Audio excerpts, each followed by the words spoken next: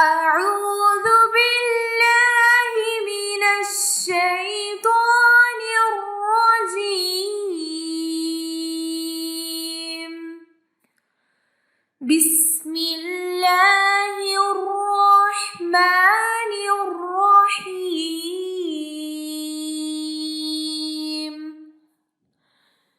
تمام تعریفیں اللہ کے لیے ہیں. اللہ تعالیٰ نے ہمیں بے شمار نعمتیں عطا کی ہیں. کھانا اللہ کی بہت بڑی نعمت ہے جس کے بغیر زندگی قائم نہیں ہو سکتی. ہمیں نعمتوں کی شکر گزاری کرنی چاہیے. ہمارا رازق کون ہے؟ ہمارا رازق اللہ ہے جس نے ہمارے کھانے پینے کا بہترین انتظام کیا اور ہمیں بے شمار نعمتوں سے نوازا. جو بھی اللہ تعالیٰ نے ہمیں عطا کیا ہے ہمیں اس پر غور کرنا ہے اور اس کا شکر ادا کرنا ہے. لَإِن شَكَرْتُمْ لَأَزِيدَنَّكُمْ. اگر تم شکر کرو گے تو میں تمہیں زیادہ عطا کروں گا. شکر کرنے کا فائدہ کیا ہوتا ہے؟ شکر کرنے والے کی نعمتیں ہمیشہ باقی رہتی ہیں. سورۃ عبس میں اللہ تعالیٰ فرماتے ہیں فَلْيَنظُرِ الْإِنسَانُ إِلَىٰ طَعَامِهِ. انسان کو چاہیے کہ وہ اپنے کھانے کی طرف دیکھے. ایک اور جگہ قرآن پاک میں ارشاد ہے کہ زمین میں جو کچھ بھی ہے وہ تمہارے لیے ہے. تمہارے اور تمہارے مویشیوں کے لیے اس میں زندگی کا سامان موجود ہے. حضرت ابراہیم علیہ السلام نے اپنے رب کا تعارف کچھ ایسے کروایا. وہی تو ہے جو مجھے کھلاتا ہے اور پلاتا ہے. سبحان اللہ. اس لائن کو ضرور پڑھا کریں. وہی تو ہے جو مجھے کھلاتا ہے اور پلاتا ہے. اسی طرح ہمارے دین نے ہمیں کھانے پینے کے ایٹیکیٹ سکھائے ہیں.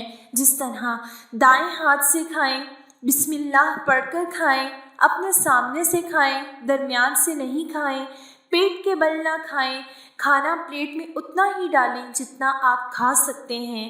کھانا ضائع نہیں کریں کیونکہ قیامت کے دن سب سے پہلا سوال نعمتوں کا ہوگا. تو اس لیے اس معاملے میں بہت زیادہ احتیاط کرنے کی ضرورت ہے. اگر کوئی لقمہ نیچے گر جائے تو اسے صاف کر کے کھا لیں. صحت کو فائدہ دینے والی غذا کھائیں جیسے دودھ، سبزیاں، شہد، پھل، جوس وغیرہ. اسراف سے بچیں. اسراف کیا ہے؟ اسراف حد سے زیادہ کھانا، ایک وقت میں کئی چیزیں کھانا، حرام یعنی نقصان دہ چیزیں کھانا. ابن عباس رضی اللہ عنہ فرماتے ہیں جو تمہارا جی چاہے کھاؤ، جو تمہارا جی چاہے وہ پہنو، مگر دو چیزوں سے بچو. ایک اسراف، دوسرا تکبر.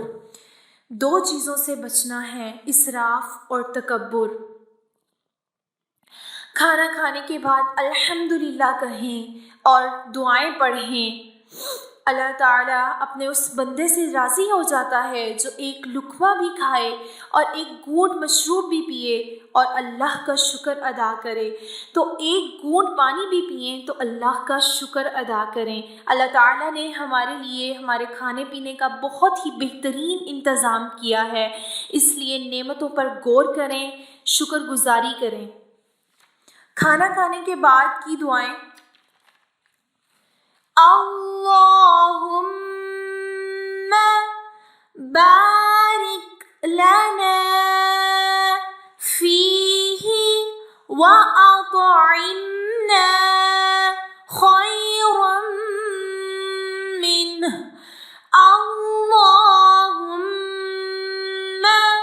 بارک لنا فیہ وأطعمنا خیرا منہ. اللہم بارک لنا فیہ وأطعمنا خیرا منہ.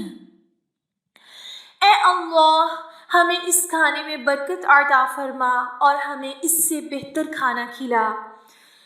الحمدللہ